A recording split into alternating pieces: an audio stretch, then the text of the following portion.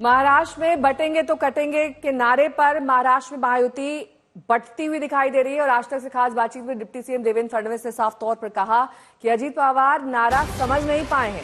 लेकिन अजीत ने दोबारा कहा कि ऐसे नारे के समर्थन का कोई मतलब ही नहीं है।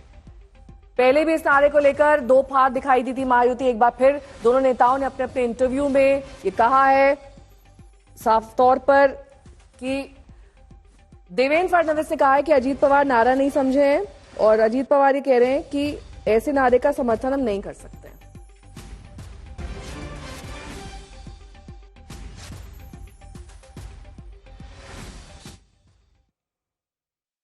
मैं बहुत साफ शब्दों में कहता हूं, अजीत पवार जी और अशोक चव्हाण जी ये एक अलग विचार से आए हुए हैं। तो अभी भी कई बार मुझे ऐसा लगता है कि जिन विचारों से वो आए उन विचारों ने जो एक सूडो सेक्युलरिज्म उनके दिमाग में डाला हुआ है, कभी कभी वो उभर कर बाहर आता है। क्योंकि जब बटेंगे तो कटेंगे ये योगी जी कहते हैं तो इसका अर्थ वो समझ नहीं पा रहे। तो हम समझाएंगे उनको, आप चिंता मत कीजिए, जरूर समझाएंगे।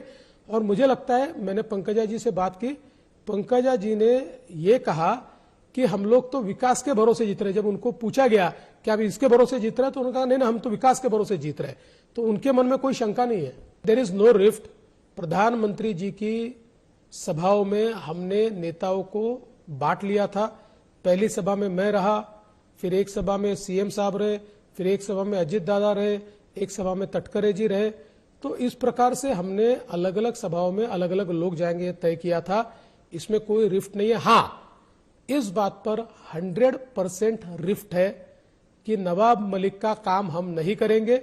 हमने स्पष्ट शब्दों में कहा था कि नवाब मलिक को टिकट मत दीजिए, फिर भी उन्होंने दिया तो हमने वहां पर शिवसेना का फॉर्म भरा है। हम शिवसेना का काम करेंगे। एक स्टेट के चीफ मिनिस्टर आते हैं और वो बोल देते हैं बटेंगे कटेंगे, तुरंत हमने बताया कि ये कि उत्तर प्रदेश नहीं है, नॉर्थ में ये चलता होगा। हमारे महाराष्ट्र में शिवशाहू फुले अम्बेडकर की विचारधाराओं से महाराष्ट्र चलता है।